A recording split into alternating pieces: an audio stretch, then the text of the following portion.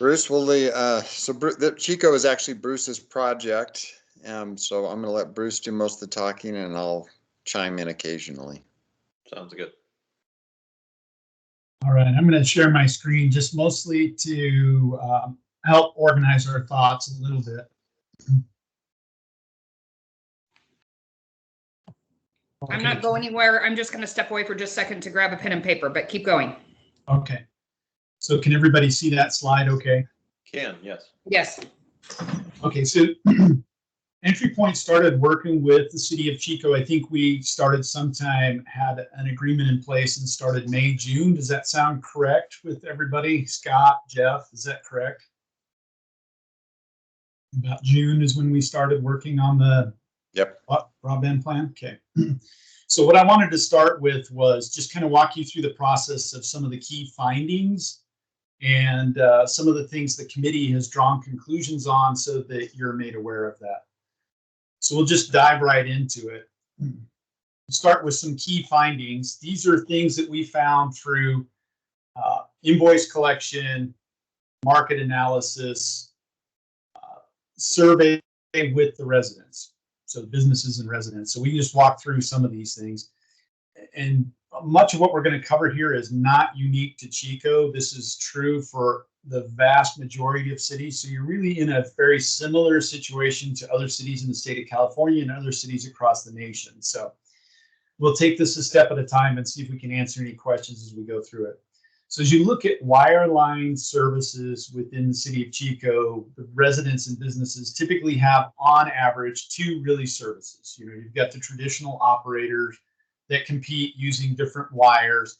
Those are predominantly the two choices that the residents have to choose from if they're looking for service that's capable of allowing them to work from home, do, you know, their kids to go to school from home and things like that. So just really the two choices. If you do look at the speed test data, the average download in Chico is 30 meg down, 5 meg up. That's an average speed test. That's average across both the providers. Now, obviously, we can isolate those. And if we look at the traditional, more phone style DSL offering, the speeds on download are lower. The speeds on download for a cable operator using coax is higher. But this is the reflected average. I will also comment that the uploads are not nearly as variable as the downloads. So you can actually, there's a database, you can actually look at this download speeds, and they vary significantly based on the day and the time of day. This is just an average representation. So again, not anything super surprising there. Standard pricing for the most common packages, they're freely available on the websites of the providers. You can go see them. Packages that are most commonly chosen, they're about 70. It was actually $72, and they run to about $90, $95, but we just rounded them to $70 and $90. That's typical. When we actually pull the invoices, there are, of course, normally, as you'd expect, there's some additional fees and charges that will get tacked onto these, depending on what the account is actually for and what services they're taking. The other thing we find is that over time, because of the billing practices that are pretty much industry standard, they tend to creep up. So if they go over certain thresholds, they're bumped into a new tier of service and they pay a little bit more for that. But let's just say this is the standard pricing that most people have available to them. This is not, you know, early discounted sign-up pricing. This is just standard common package pricing. One thing we did find is that does create an affordability gap for some of the residents in Chico, and that's fairly well documented by the U.S. Department of Commerce. The NTIA, that's the arm of Department of Commerce that actually monitors this, and their mapping site shows that there are stretches within Chico where they're below the poverty line, and as a result, their surveys suggest that they cannot afford a wireline connection at their home. So there is a little bit of an affordability gap based on that pricing in your town. The other thing we find is that during peak hours, you know, we're talking about in the evening specifically, especially I should say on Fridays and Saturdays, there is some poor performance because the networks that are in operation, they're shared architectures. So people share bandwidth within those architectures, and during those peak hours, there's, packet loss and some other negative impacts on reliability for those that are taking service in Chico. One of the big things we find is that really there's not sufficient private investment to address the gap. So we've just really kind of described some issues. We've got some affordability issues. The service could use to be improved. And in reality, the duopoly situation you have where they're competing using the wire is not genuine competition. And so it's difficult to get investment from a third provider to come in and do it. And so you're really kind of suffering with a lack of true competition in the marketplace in Chico. Then in terms of our survey, 793 responded to the survey. This I thought was interesting. Of the residential respondents, 40% of them said work was the primary use. And I think that's noteworthy because that is virtually equal. It's actually like a percentage point more than entertainment. Entertainment in past history would normally be #1 reason for a residential user, but we are now seeing that line being crossed. And in Chico, you have officially crossed it by about 1 percentage point. But residential users said work was the primary use. 40% was the highest primary use category, and so they're saying it's work. 82% of residents and 78% of businesses said they would be in support of a city initiative or city-owned fiber optic infrastructure if it were open to competition and improved pricing and competition. So a little bit of a caveat there. The question was very specific. We wanted it to be specific. We didn't want to indicate the city was going to enter into the business of being an ISP. We made it really clear in the question, if the city invested in a fiber optic infrastructure that gave them more choice and better pricing, would they support it? The answer was 82% said definitely, 78% said definitely. Then there was the middle group that said they'd like more information. Less than 2% actually said no. So even of those that didn't say yes, the vast majority, by far the vast majority, said they really wanted more information before they answered. Okay. So at the end of this, what we have found is that public investment is necessary to change and get rid of the affordability gaps to try and improve the service. You really need some investment. And so public investment is really necessary. In fact, you're seeing this across the country. The private providers are asking the public entities to share some investment with them, to distribute some funds to them to try and close the gaps. And in some places that's being done. But bottom line, public investment would help the situation. The other thing, our analysis, the key findings that we found is California state law actually provides multiple authority and funding paths for a public entity. So there are multiple ways you can own it, there are multiple ways you can operate it, and there are multiple ways you can fund it. So you are not locked into a prescriptive path, but you can decide, is it a city utility, is it a city department, how much are you going to operate and how much are you going to outsource. There's great flexibility in California law. And I will mention as well, in terms of funding paths, the state of California is instituting a revolving loan fund only for public entities. So cities and counties will have a fund that the state backstops where you can actually borrow money for these types of efforts. So very favorable environment for municipalities that want to think about making an investment in trying to solve the digital gaps. So I'm going to pause for just a moment there because I want to see if you have any questions on what we've covered here. So my question is, of the 793 respondents, was that these respondents that we were just doing here recently in like July and August? Yes, that is correct. That's recent data then? Yes. Okay. And I will tell you too, the 793, just so you're clear on it, some of those are businesses, some of those are residences. I've just summarized them. There is much more granular detail in the actual plan that you will see delivered. So you'll be able to see more of it.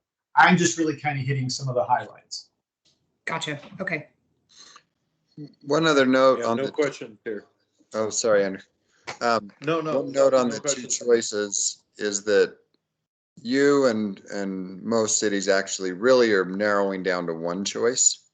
So DSL has been a player But over the last 5 years, the cable companies are pulling away because of their bandwidth capabilities. And so you really are closing in on a monopoly situation with the cable company, which is Comcast in your case. So there are two theoretical choices, but in practicality, it's looking more and more like a monopoly than a duopoly.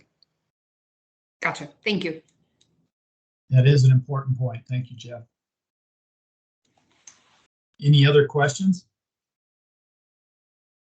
Well, I could question as to why the state wants to give us money for this, because I don't, I'm always leery of when the state wants to help with stuff, but we can talk about the funding paths and get to that later, I'm assuming.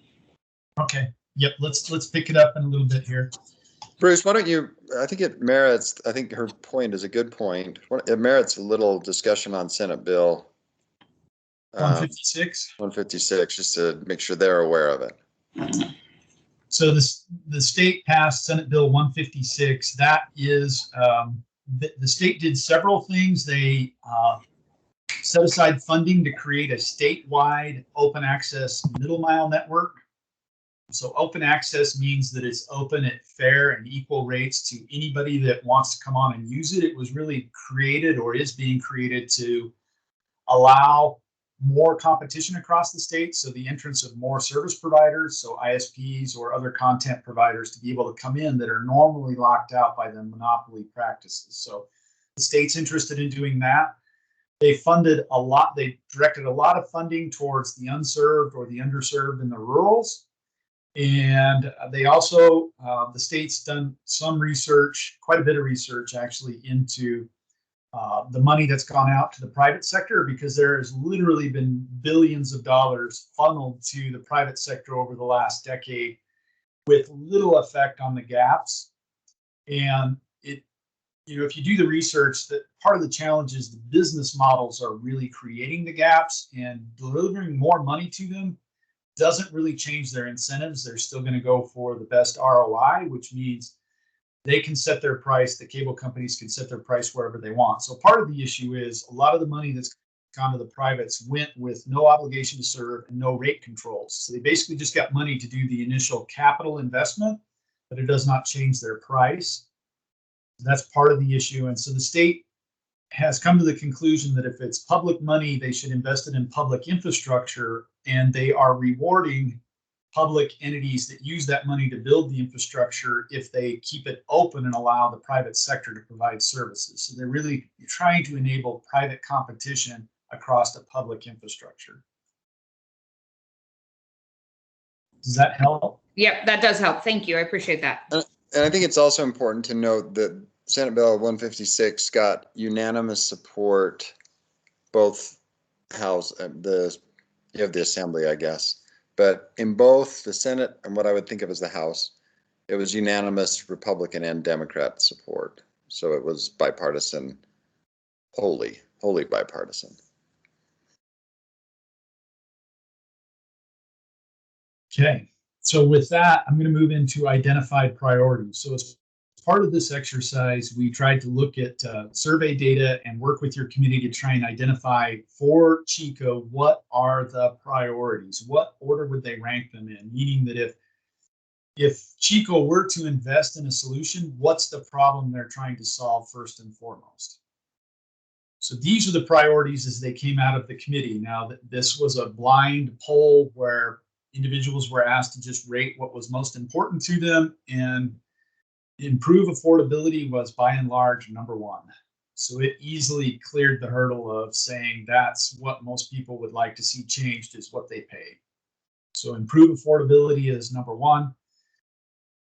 Number two was make bandwidth abundant. Now, that's kind of a general statement, but to help you understand what's involved in that, we're talking about practices like setting rate limits on bandwidth or data caps on bandwidth. Those things are tools used by the providers to create kind of an artificial scarcity, to get users to not consume as much, to relieve congestion on their network, or to allow them to charge more if you go over those certain things, even though going over those rate limits or those data caps really doesn't change their operational cost. Their cost really is flat. So that's kind of what they were communicating there, is they'd like to see some of those practices done away with so that there isn't this artificial scarcity created for bandwidth. Improve reliability was next. Solve the digital divide was next. And then there were a bunch that fall into this category of established local control. And they kind of varied through here, but they were various things like more competition, economic development, local resilience, access to new services, innovation, and created infrastructure responsive to residents. So those things varyingly, there weren't huge percentage points differences there, but they all kind of fell into this fifth category, and so we've lumped them together here. But really, they're talking about a local infrastructure that serves the local community instead of some of these huge national conglomerates. I think they feel like they would prefer to see a little more local representation and a little more influence over the infrastructure and the services that are available.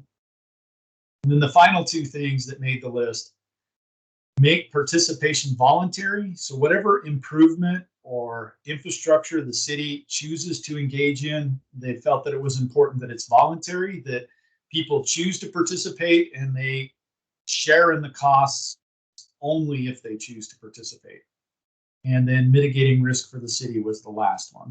So that's kind of the priorities and how they played out based on the list generated by your committee and the blind poll that we did.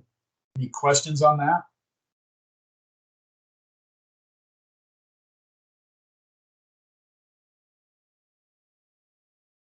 Any surprises? Probably not. No, I Not think really. that's what I'd expect. Casey, I'm seeing this presentation for the, we saw this in finance already. So if, I'll take your lead on questions there. I think I asked a few when we were in finance, but. Yeah, no, not too much of it on there. Actually, I was surprised from the first slide of how many were, in favor of it. It usually seems like whenever you, especially in Chico, God forbid you want to change anything, there's always a huge amount of pushback, and it's an automatic no, and then you kind of have to guide people, through the process. So I'm excited to see that this seems to be pretty much in line what I saw as a lot of the issues just with my personal self, my business, knowing some of the issues in town. So it's very, seems appropriate. Okay, very good. Then I'm going to move to the next section. So we've talked about key findings. We've talked about the priorities. So let's now talk about the best strategic use for public investment. So we've kind of looked at it and said we could benefit from some public investment. We now know the priority is affordability and reliability. They were in the top three. So, we can kind of start and take those things and say, okay, so what is the strategy? If we were to invest public money, how would we do it? Well, so here's a couple of things the committee we've talked about and looked at the historical examples of these various practices and the way public money has been used. It becomes pretty clear that using public money to subsidize service costs is not a sustainable long-term solution. We're seeing a significant amount of that, but it's really not sustainable, meaning that we can't just go by and pay for monthly bills on Wi-Fi hotspots and think that's making a legitimate difference, right? I think we'd agree on that. So these are important programs when we're in a crisis, but really we need a more long-term solution. And the committee feels strongly that if Chico were to spend public dollars, that it should be more towards a long-term solution. Using public money to subsidize private infrastructure in the absence of an obligation to serve or cost controls has not historically provided any meaningful result.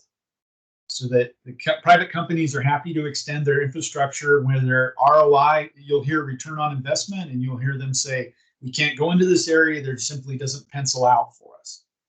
So they will take public dollars and they'll extend it as far as they can, but typically you cannot get any obligation from them to serve, meaning we give you X amount, you have to connect all of these people.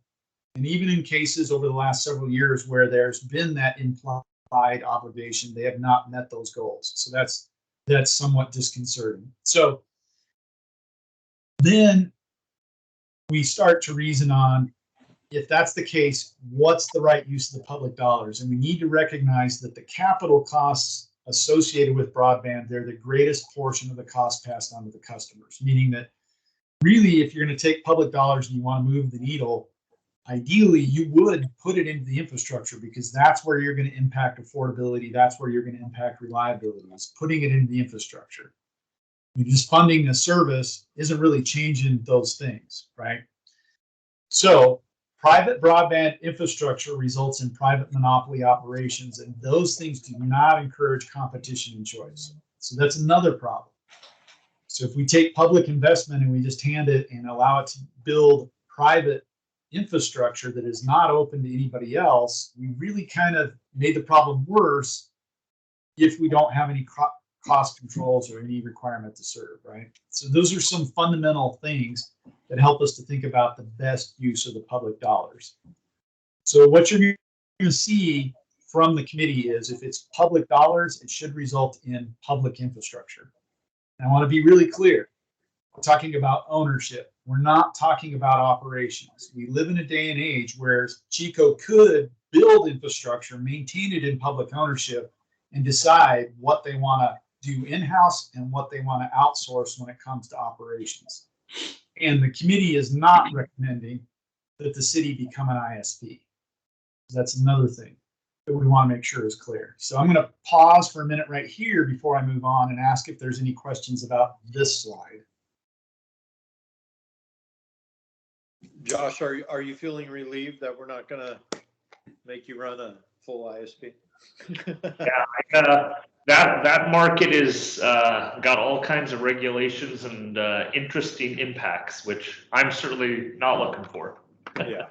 Thank you. Hey, and you might be getting to this part, Bruce. So stop me if you are, if it's coming up. I don't want to ruin your program as we're moving through it. I think initially in the finance committee, we talked about, as this is implemented, is going into particular neighborhoods first, and then transitioning it into, but starting in low income neighborhoods, which tend to be on, maybe towards the center of Chico, some a little bit along the outskirts, but, the goal would still be overall to do the entirety of the city. Correct? So I think that needs to be part of the strategic plan, and it's going to need to be based on funding and the city's ability to get there. I think that you need to acknowledge that your goal is to get to everybody, but it needs to be made clear to the residents that it's going to take whatever time it takes for the city to do this correctly and not get financially behind the eight ball. And then in your experience with, cities about our size, what, have you had any of them reach that level where they're completely done, or, what are your thoughts on that in terms of a timeline?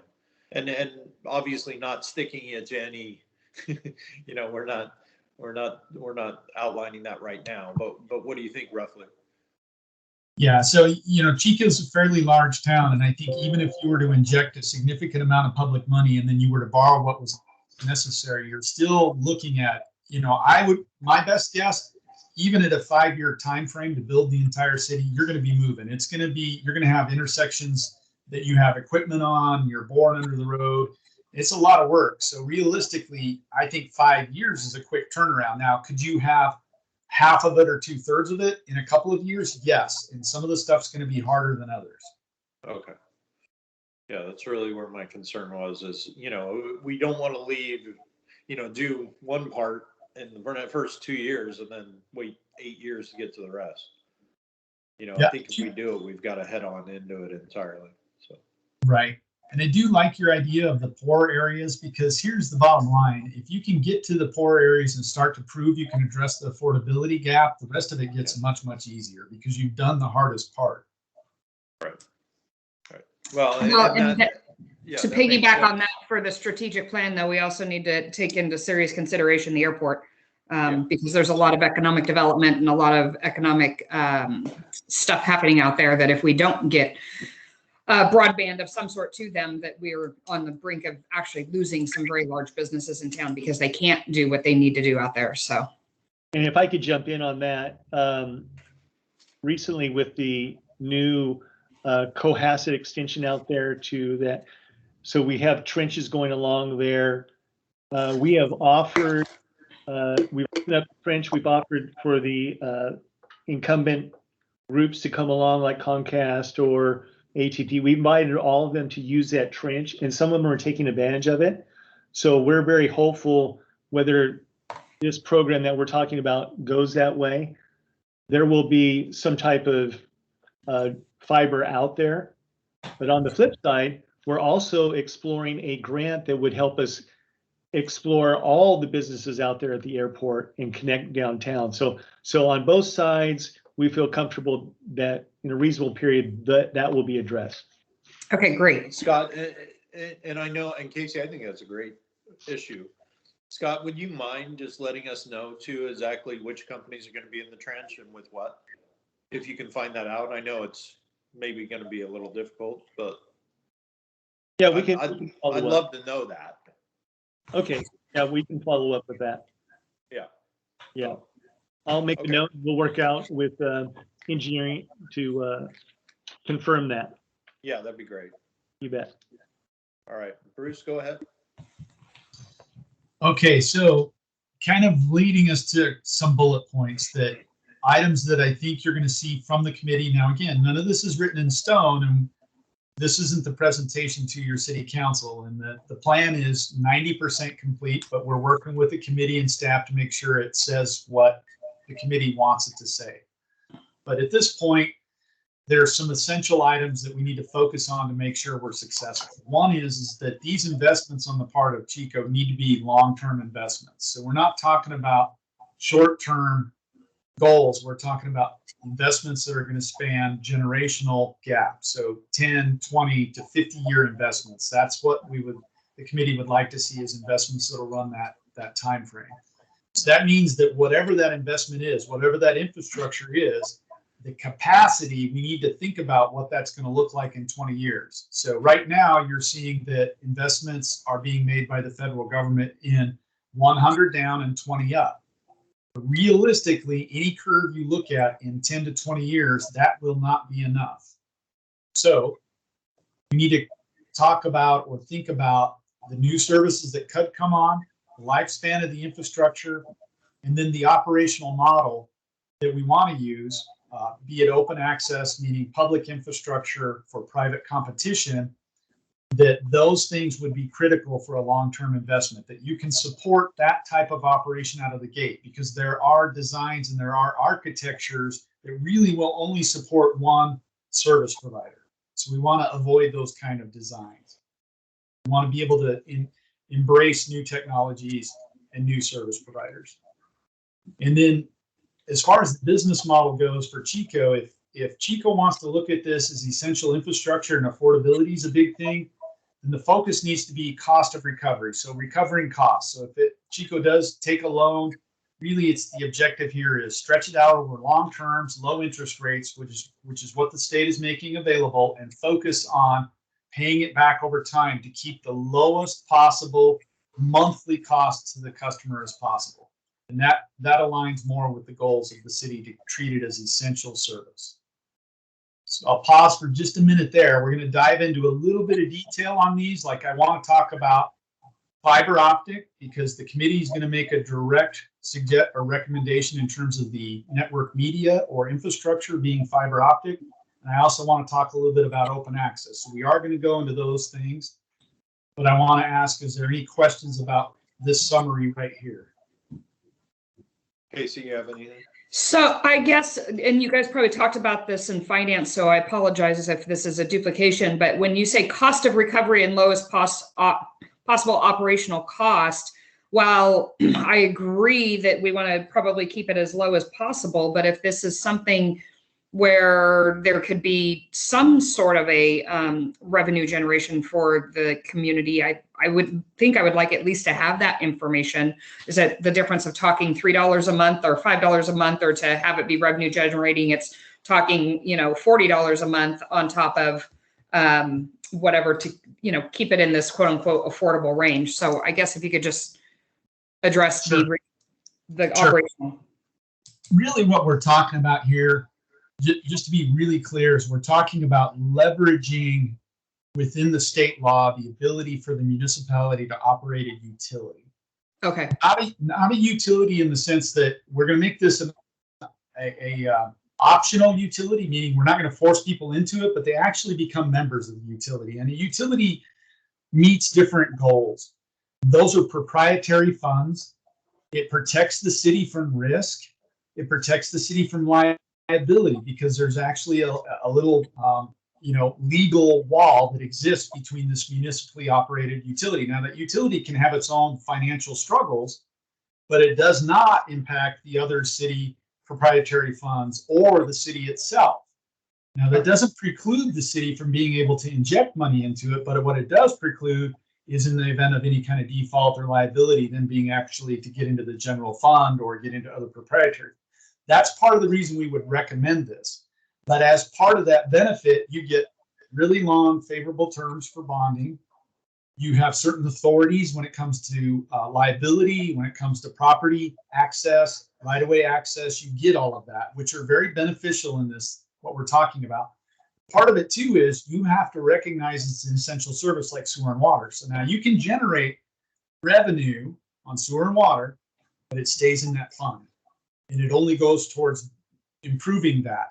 So if you establish it that way, which would be our recommendation, and I think it's the recommendation you're going to see out of the committee, you cannot mix that money. So there really isn't a benefit to trying to generate a certain amount of money because you really can't pull it and use it for anything else.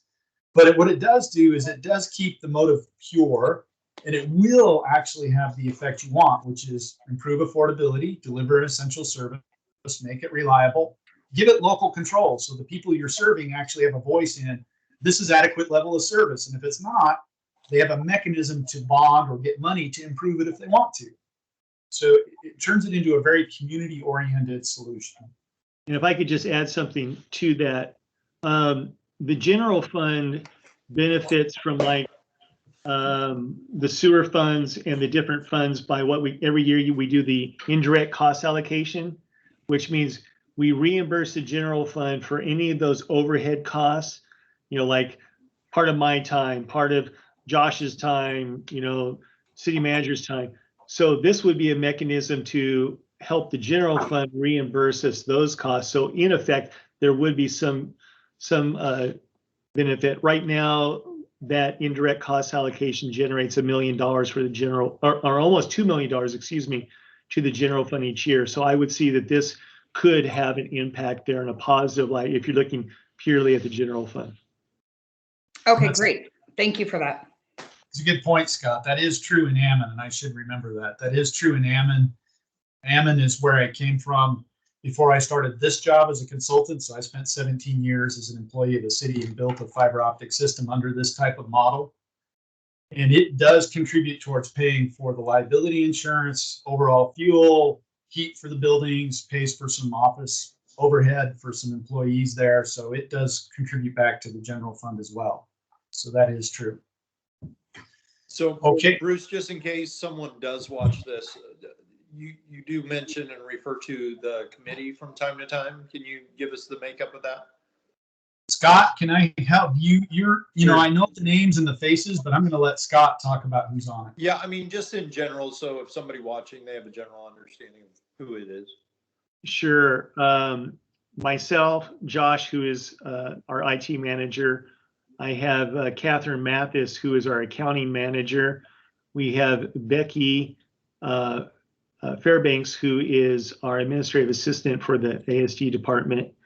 We also have Eric Gustafson and Jacques, who are from O&M. So they're taking care of monitoring things from that aspect. And then from the city manager's office, Jennifer is also involved. And so we do have a well-rounded group. At times, we have had City Council member Topeka Tandon has joined the meetings from time to time, provide some insight. And then from time to time, we have brought in like the chamber for their perspective, and Chico Unified has had a representative of some of the meetings. So we've really tried to incorporate and get a feel from everyone. But those are the primary city staff. Okay. Do we have any university representation or no? We have reached out to the university has a consortium that deals directly with broadband, and so we have been in touch with them, reached out to them. Okay, I'd just like to see some of their actual feedback on it, and maybe just to keep that open. We're certainly in a new era with them. I'd like to keep that moving forward. Yes. So.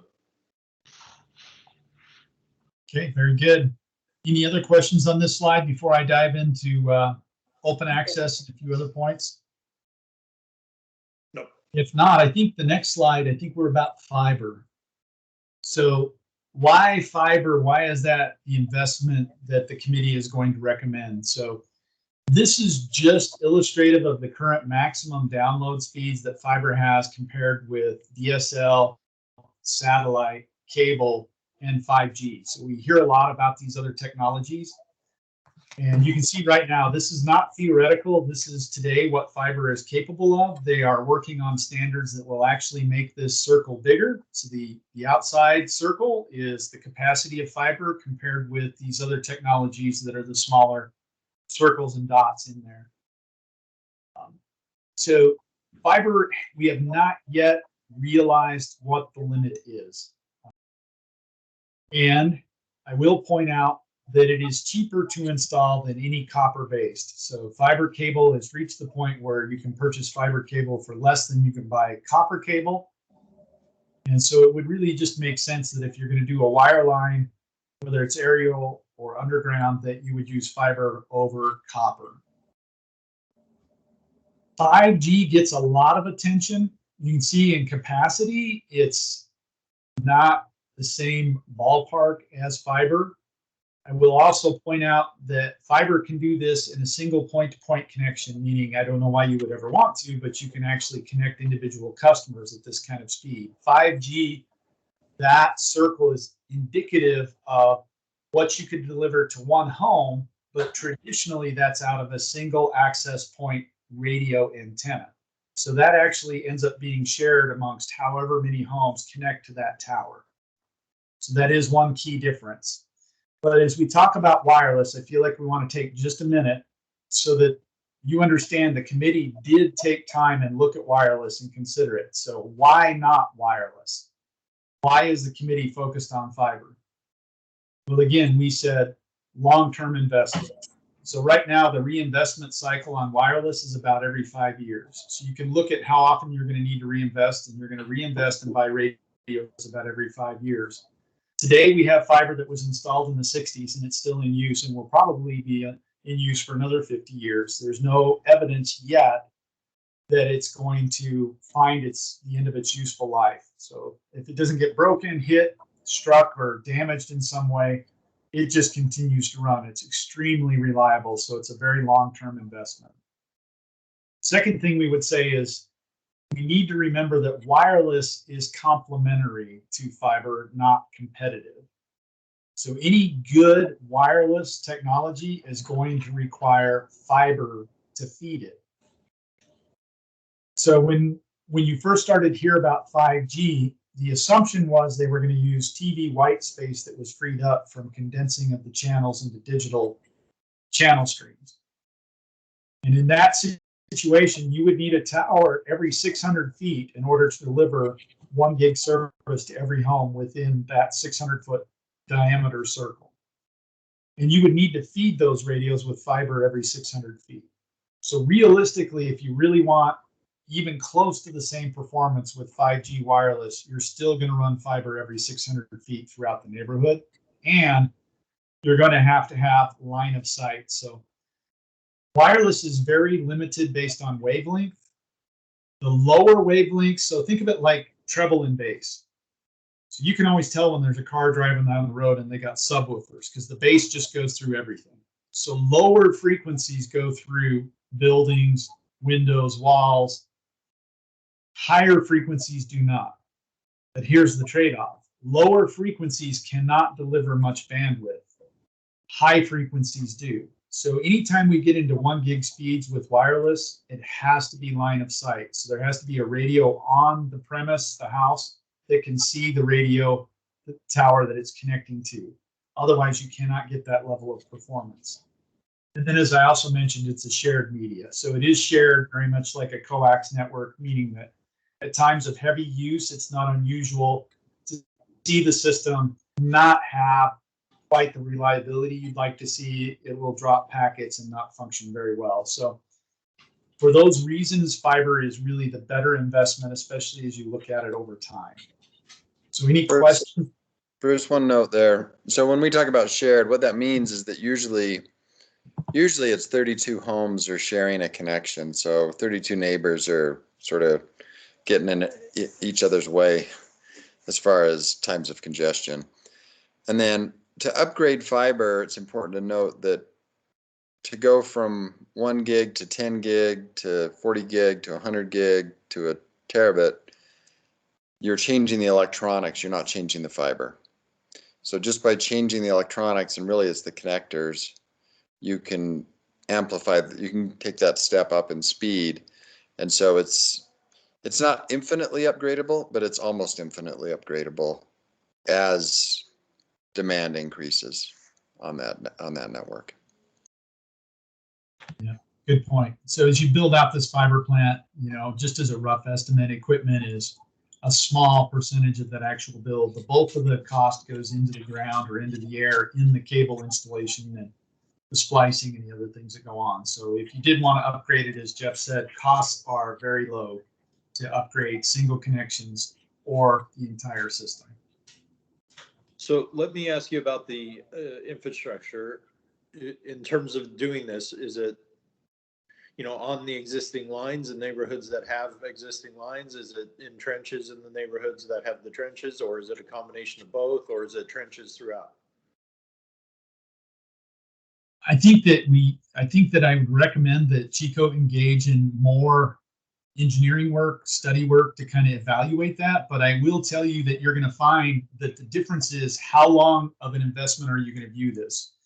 If you view this and you're trying to get it paid off and a break-even point, within 20 years, there might be some instances where aerial makes sense and it saves you a little bit of money, but the maintenance and operation of aerial is higher. It gets hit more, it breaks more, versus putting it underground, it lasts longer. So if you really want to make a longer term investment, the underground is better for that reason. But the secondary reason is, unless the city actually owns the poles, you have to share in the cost of changing those poles out. And I can tell you, this is just a warning, that as soon as we engage the pole owner in that conversation, he is going to try and get the city to pay for as many new poles as he possibly can. Of course. Money. Yeah. So of course. The comment I will make is you're in a great situation. You have right of way. There's public easements there. You've got sewer and water lines with easements. You've got access to properties. Again, if you approach this from a municipal utility perspective, it's very easy to leverage those already existing things and create a path. So the legal aspect of your right to be there goes away. Costs are higher to be in the ground, but our analysis indicate that if you're looking at it at 50 years, you get all of that money back over time in maintenance and operation. All right. And then, obviously there's a federal bill that came out, and, some of that is infrastructure, some of it is wireless, some of it's, this, what we're talking about. So, and I'm sure, none of us have read through that thing, as I'm sure Congress didn't, but how much do you think that some of this would be covered by not just the state of California, but maybe federal grants or grant programs along those lines? There's going to be a lot of public money available. It's going to be a matter of figuring out the best ones to spend your time applying for. But yes, I agree with you. So in answer to your question, there's grants coming out of the Department of Commerce. The infrastructure bill is going to go through the states. I honestly don't know. I'm going to be frank with you. I don't know if you're going to be able to get infrastructure money. The reason why is there's a requirement in the bill right now that the state has to prove that it's covered all of its underserved and unserved first before it can actually devote money to any kind of overbuild in the infrastructure bill. That requirement does not exist in the USDA Reconnect money. The NTIA has some grant programs. Some of the really interesting ones, they're small buckets of money, but the Department of Commerce actually has one that if you can submit an interesting new business model, which Chico may be able to do, they would fund it as a pilot as long as they have access to your data, because they're looking for solutions to the digital divide, the affordability gap. And they will actually fund the capital part of it just to see if it demonstrates a solution that can be replicated. So there are interesting buckets of money. I feel like I don't want to step back from this either without mentioning a lot of these programs, a lot of them require fiber. They are not funding wireless. So these grant monies are pretty much fiber. You can't really get grant monies for wireless. You just can't. Okay. And I think the interesting point is the timing of us getting this plan together is really perfect, because we're getting that plan together and then we have the opportunity to go for these grants. In fact, I mentioned the one that we're apply for out at the airport. There may be one next year where we can do another area of town and everything. So it's really an opportune time for us to evaluate all those funding scenarios. Perfect. I would assume that there's not some of the pushback like there is on the 5G and the wireless and the radio waves and all that. Obviously, by going fiber, we don't have to worry about that conversation and that argument either. Yep, no millimeter waves, no frequencies in the free space air. Light, it's just light and fibers. The other good news is they've gotten extremely efficient with the lasers. They are lasers. But there was a time when if you turned those lasers on and looked at them, it would burn out your retinas. Those days are gone. They are now very, very safe.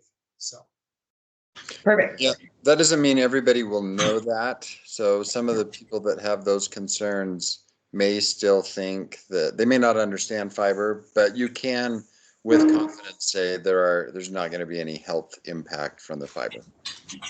Gotcha. We have a very loud group here that has a very strong opinion on 5G and all that. So that alone is an argument worth of why not to go wireless. Okay, good. And I will point out too that if they do have questions about fiber safety and things like that, there are very well publicized standards that talk very much about how safe it is, the things you can do, and so forth. So we can share it. Thank you. So I wanted to talk just briefly about open access to make sure we're clear about what open access is. We're just illustrating it here, and for anybody that's seen some of the EntryPoint materials, this is a graphic that we use pretty frequently.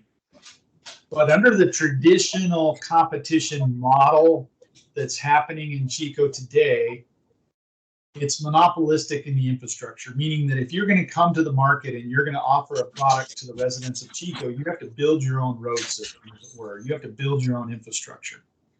So as you look at the UPS and FedEx trucks under the traditional illustration we have here, they both have their own road. UPS isn't permitted to drive on FedEx's road, and FedEx is not permitted to drive on UPS's road. So what that should help us to do is visualize the cost, how that's impacting the cost, and how that's impacting choice.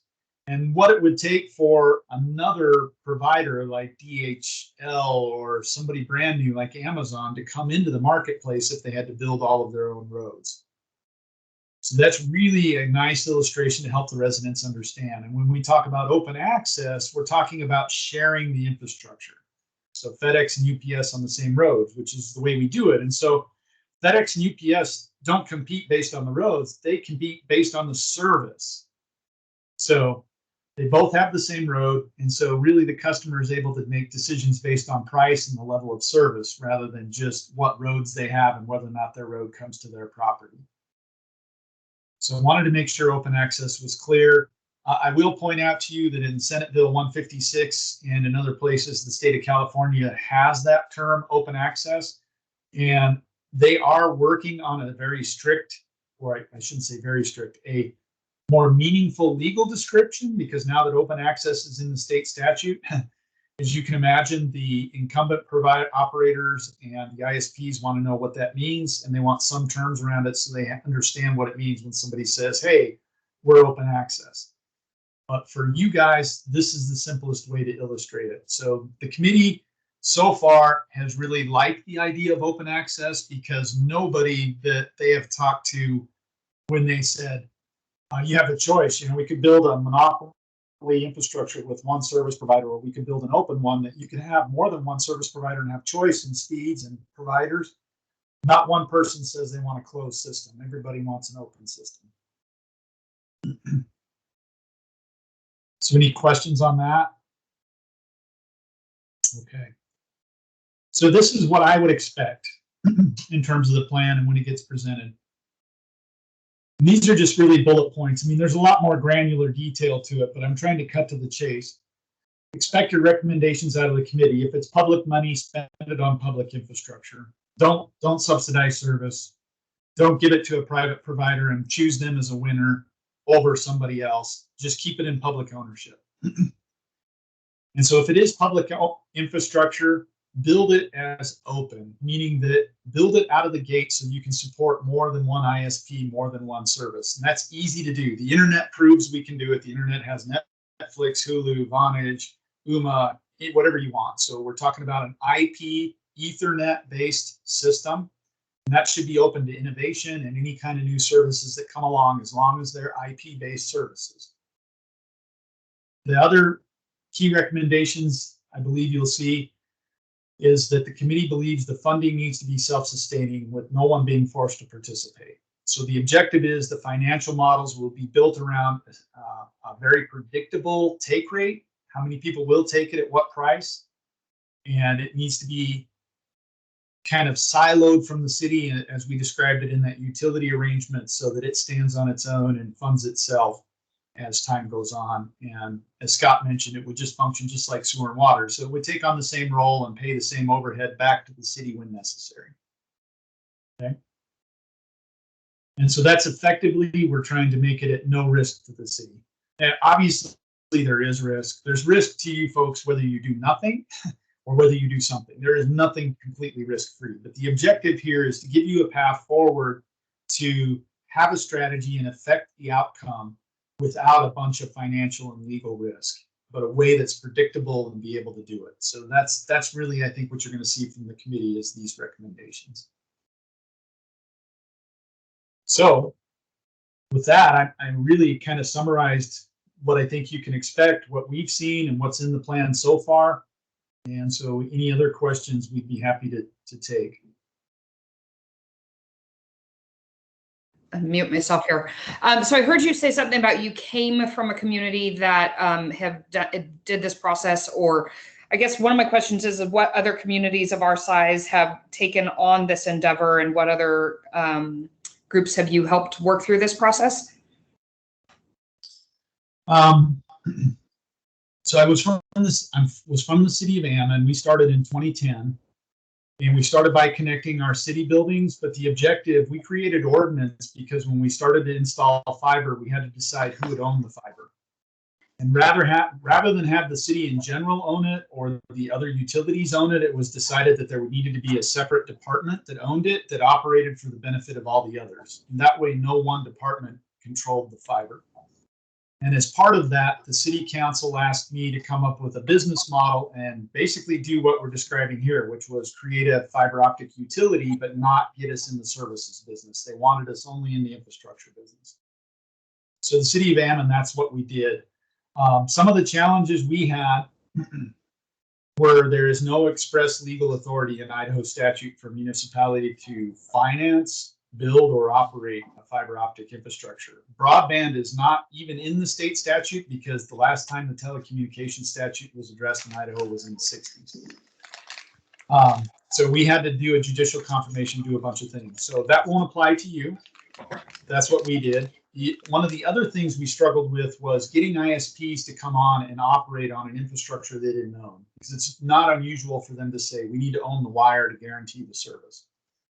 So we've overcome that barrier. The good news for you folks, again, talking with Josh and Scott, is you have local providers that are very interested in your building of this because they would like to be able to come in and compete with the national operators if possible. So they're following it. There's no commitment to come on, but they are definitely engaged in conversation. And Scott and Josh could tell you more about that. Ammon was kind of the first one to do this using a local improvement district model, meaning that we did a traditional utility improvement to areas at a time in the city. In Idaho right now, there are 2 other municipalities and a county walking down the same path. They are at various stages. Some of them have design, some are doing ordinance, some of them have a judicial confirmation or borrowing money. And actually, I guess, Jeff, I'm wrong, right? There's 3 municipalities doing it. That's the big reason I left Ammon to come to EntryPoint, is because I could see that I know there's a lot of government money going to be injected into broadband. And so full transparency, I believe that part of the solution has to involve public infrastructure. Part of the problem we have is the models that are being used. And so I wanted to help some communities replicate what Ammon did. I think it's intuitive, but I found in helping other cities, they need a little bit of help to walk through the process to understand how to leverage the utility applications. The other thing that is really not intuitive is how to separate the services from the infrastructure. In other words, what's the skill set you need to hire to just do the wire? And how do you get the customer to know who to call? Those types of things are things that I have some experience in. So we're working with 28 other communities across the US right now to implement this model. So in response to your question, there is an open access automated model in 3 locations in the US that's running today. One in Ammon, one in, is it Sierra County, Northern Sierra County? Nevada County. Nevada County, California. There's a little tiny operation in the rurals out there. And then there is in Indiana, there's a small effort where there's about 100 homes, and they're building to, several hundred over the next year that's using this similar model. So it's propagating right now, but this is early in the curve when it comes to this concept of separating the infrastructure from the services and creating a public infrastructure, treating it as a utility, and allowing the private sector to do their thing and create competition on that common infrastructure. So Casey, on your question on size of those 28, there's 2 in Massachusetts that are your size. And there's another one that hasn't announced yet. It's an NFL city. We don't want to get ahead of them in their announcement, but it's more than 500,000 and it's an NFL city. Yeah. So we'll let you know when they announce. It should be in the next month or 2. I could probably figure it out if it's over there. Is it a new NFL city? So Vegas? No, I'm kidding. Okay. Okay. Yeah, I didn't have any more questions. Honestly, sitting through the presentation twice is, just brings you all that more knowledge the second time around. So it is nice, but I'm sure I'll have more questions as we move forward, but right now I don't. So. Well, you're a very patient audience, and I appreciate the attention and the questions, and would welcome any opportunity to answer any others. I think some of your questions, Casey, are pertinent. This is a new way of looking at it. The state of California realizes it's a new way, and so I do think there'll be some really good opportunities to do this with the state of California. I will point out that the Reconnect grant, which is USDA grant, is now awarding additional points if you are open access. So it's actually in their grant application. They're awarding points for fiber. They're awarding points for nonprofit and government applicants. So we are seeing a shift nationally towards recognizing that if we're going to fill these gaps, the incentives just don't exist for the private operators. They just don't, because they're focused on ROI. And in all fairness, we haven't given them any other incentive. So if we really want to bridge some of this, we're going to need to engage. The question is how and what, and this is the recommendation your committee is going to make to you. So, Mr. Dow, in our community, who do we have left that, I mean, I know we had that are independent providers or whatever, obviously not Comcast or AT&T, but are there some of those little guys still left? Digital Path, I think, was here for a while. And so is that who we're talking about would pick up this? So just to kind of back up a little bit, one of the things that I think that the committee is going to come back with is saying, instead of biting off the whole city, let's do a pilot plan. And let's do a certain area. And I think part of that would probably be the Chapman Mulberry area, because that is an underserved area. We could pick downtown. up maybe, what's that? And downtown. Well, we would love to. In District 5, just saying. I don't want their area. I want my house to, no. So the concept would be, we've got $5 million set aside that council has set aside through the ARPA money that we think is a good start to get a trial going. And once we get that trial going, then we can all see the benefits of where we're going and all that kind of aspect.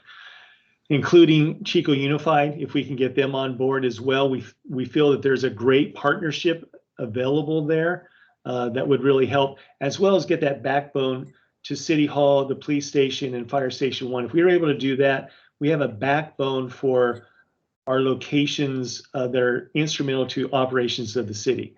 So looking at that aspect, the risk we think would be minimal from that aspect, in that we're trying to do that. And then, so if we take off from there, then it would just be taking next steps. So I don't know if that kind of helps put it in perspective a little bit. Yeah. Of where we're Okay. headed. Yeah, well, I like seeing us kind of ahead of the curve of other cities on this, rather than some of the things where we've been behind the curve. But yeah, it'd be nice to be on the forefront. So. But I'd agree with Casey and Scott. While I think it's really important for that particular area that you mentioned, I'd also like to see as much updates to the airport as possible.